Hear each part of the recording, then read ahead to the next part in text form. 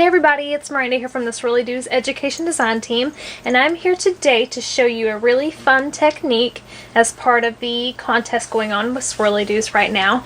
And my technique is going to revolve around metal foil tape. This stuff right here, you can get it at any local hardware store, Lowe's, Home Depot, anywhere. They come in different grades as far as thicknesses, so you can just kind of play around when you get in the store and, you know, figure out the one you like the best. I choose the one that's more on the thick side. So I've got a couple of techniques to share with y'all today. You know, you can use this stuff to do grunge projects. I have done things like this in the past for my boyfriend using the metal foil tape. I'm going to show you how to do this technique today. And then I'm also going to insert a couple of pictures here showing you some more shabby ways to use this too. It doesn't have to be masculine or grungy.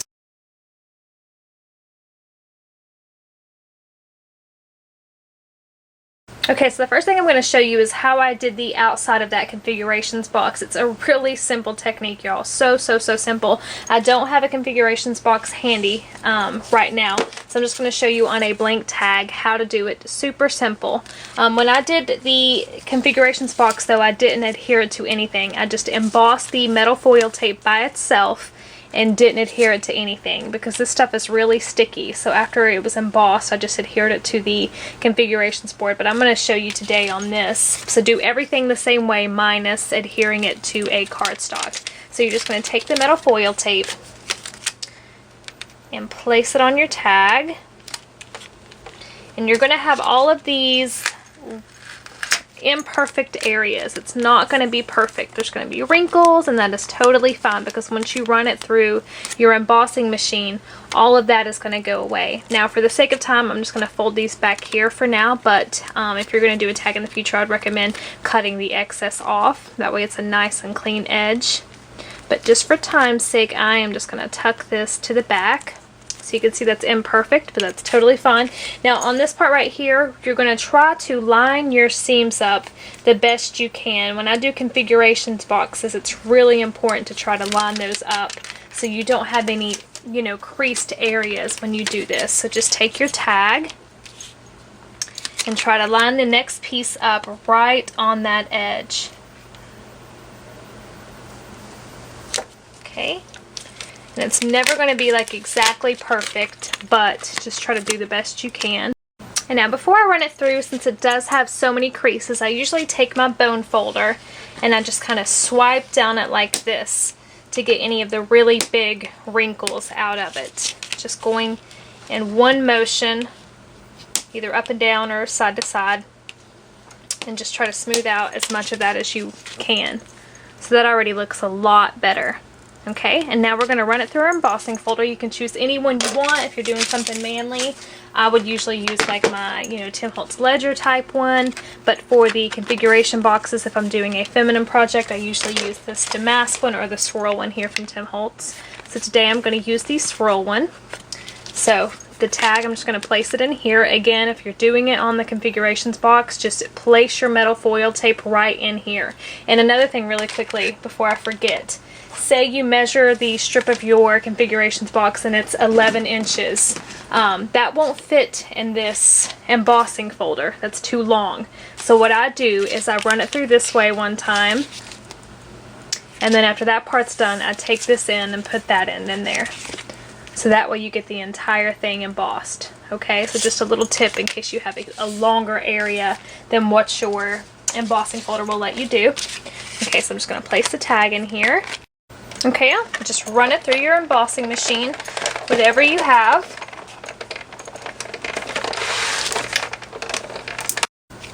Okay, just pull it out, and you can see already, it kind of sticks to it a little bit. That's perfectly normal, but you can see already the effect that you have. And all of those creases that we had, they are all completely gone. And the great thing about Tim Holtz's embossing folders is it creates a little textured area. Whatever's not raised, the recessed areas, have a little bit of a texture to them. So it's really great for using this stuff. So you can see right here, the effect that it gives you. It's really, really awesome. There's a couple of ways you can go from here. You can use alcohol inks, super, super fun technique. You can go over these raised areas with StazOn just to hit the highlighted areas and have the metal behind it. What I usually do when I do this technique, because I'm usually using on a more feminine project, is I just whitewash it with some gesso and then wipe some of it off, and it just really tones down the metal and gives it an aged, you know, vintage, shabby chic look. So that is the first technique I'm going to show y'all. And then I'm also going to show you that you can apply this right here to using your dies that you have in your stash. So, you know, you can emboss this on a piece of cardstock and then pick any die you have in your stash. So I'm going to use the Hardware Findings from Tim Holtz, and I'm going to use this hinge one right here. So you can create your own custom metallic type die cuts. Okay, so I'm going to run this through my machine as well. And this is when it gets fun. You can really take those alcohol inks and just play with it and give it a really like coppery, vintage, metallic look. It's really, really fun. Okay, so I'm just going to line my little... I'm actually going to use this one because this is not quite long enough, so you definitely need to use a piece of cardstock. I'm just going to use a little metal keyhole here. So just place it on there. I love my Big Shot. My Big Kick. I keep saying Big Shot. It's a Big Kick. It's my favorite machine. And I usually run things through twice. I don't know why. I guess I'm afraid one time I'm going to take it out and it's not going to have cut through all the way. So just a tip. Okay. Alrighty, so now we have got our little keyhole with our custom embossing on it. And how cool does that look already? Absolutely beautiful. I really love this. So from this point on, you can just take your alcohol inks, black paint, go over it and wipe the excess off, and it gives it a really grungy look. So a really fun way to play with it. Okay, so the next technique I'm going to show you is this one right here, where you make it look like metal strips, different metal panes on a project. I've seen a couple of tutorials on this. My favorite one that I saw was from a really talented lady named Rach0113. She has an amazing tutorial. I didn't have access to all of the tools she used in her, so I'm just going to show you a kind of simple, easier way to do it. I'm going to use my stylus to create all of my texture. Every single thing you see on here, I'm going to use my stylus to use. If you do not have one of these, you can use a regular lead pencil. I've used that before. It doesn't leave marks on your metal, so literally just use a number 2 pencil and it works just as well as a stylus does. Okay, so what you're going to do is you're going to take your metal foil tape and start cutting it into all kinds of different sized strips. Rectangular, square, you know, some really skinny, some long, just a bunch of different sized strips. Okay, so just cut out as many as you want. And then again, I'm going to use a tag, but this technique can be applied to anything. I have done an entire configurations box again using this technique, and I will insert a picture to show y'all that one. Okay, so what you're going to do is start taking your little different size strips of aluminum tape, and you're going to start adhering them on here, just in a random order. I try to keep everything lined up. I don't want them like going crooked. I want them all to be squared. Again, I'm going to tuck this behind here, but if I was actually going to use this on something, I would take my time and cut it off. I like to smooth each little piece out as I go, just to smooth out any wrinkles. So just going to go all the way over this whole thing, and I'm going to start speeding it up here so you guys can see that.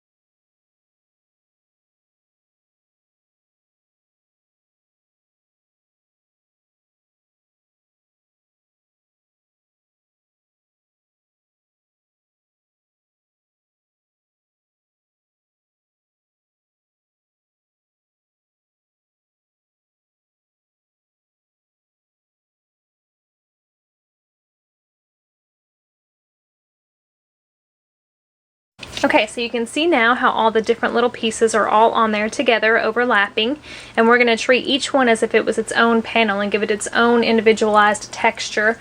On the tutorials I have seen, they had all these fancy tools that could just run across there. I wish I had those. I don't, so I'm just going to rely on my stylus again to do it. So a couple of things you can do. One is just going around each little square, and let me zoom in. We're going to go around this square and just create little dot marks, almost like they were nails going around it. So you're just going to take your stylus and try to stay in a straight line and choose different panels on your project and go around them like this. And you're just pushing in. I mean, it doesn't take much to leave an indentation on this metal foil tape.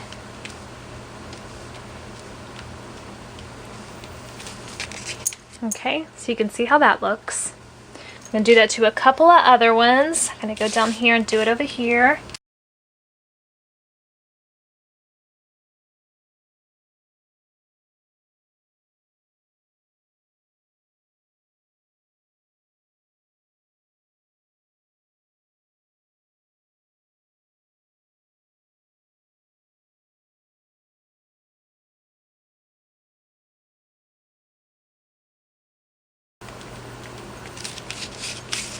Okay, so that's one thing you can do. Another one, we're going to create kind of like a crisscrossed pattern on them. So I'm going to take this one little strip right here and do that to it. And you're just going to go across it at a slant diagonally and just run your stylus down it. And it's leaving little indentations. Again, if you don't have a stylus, a lead pencil works just as good. And try to keep them really straight. This one's not perfect because I'm hurrying, but the more time you take with it, the better it turns out.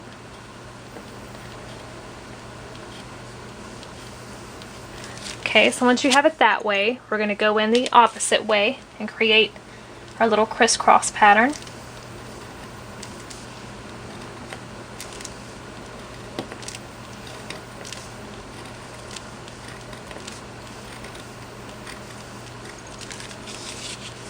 Okay, so that's how that one looks. And then other ones you can just do little X's down it.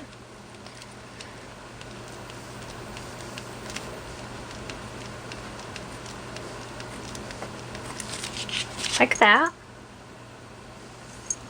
Okay, so I'm going to go ahead and go around this and completely fill this up, and then I'll come back and show you what it looks like. Okay, so now you can see the entire thing has got texture on it. Each one is like an individual little metal pane. And now what we're going to do is go over, I'm actually out of black paint. I don't know if you can tell on this one, but there's black paint in the recessed areas. And on this part, y'all, I don't know if any of you have like the magic mesh. It's like drywall tape. There's different things you can place down and then go over it with the metal foil tape and go in there with your stylus and kind of have it, you know, cover up those areas. You can also use letters and go over them. But I just wanted to show you all the basic structure of it. But there's so many different options when doing this. But I'm out of black paint, and you can see all the black paint in the recessed areas here. So I'm just going to use like a gray color that I had in my stash. It's really important to do this because it kind of gets into all those grooves and really makes it look more realistic instead of just like perfectly shiny metal. But what you're going to do, it's just messy. Go ahead and get your paint. Just put it on there. I'm going to take a paintbrush and just spread it all the way around. Again, black paint does work better, but this will do just fine for this tutorial. You're just going to cover your entire tag with the black paint, and then either take a baby wipe, or I'm just going to use a plain paper towel that I've spritzed with some water and just start wiping up the excess paint off of there.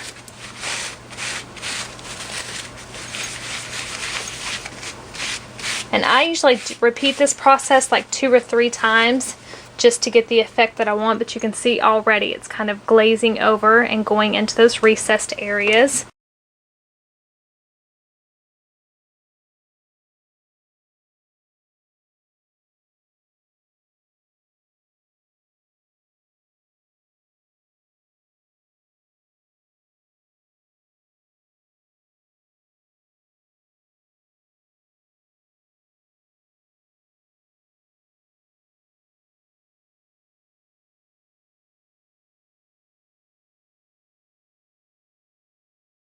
Okay, so this is basically what it's going to end up looking like.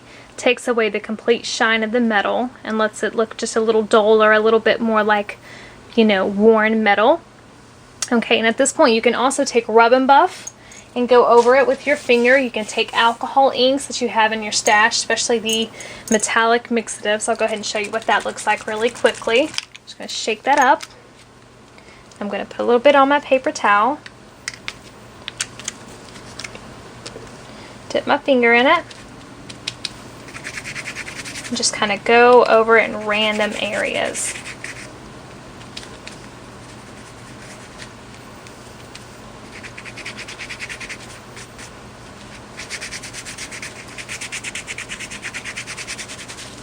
Okay, and you just keep doing that until you get the desired effect. Show you what that looks like.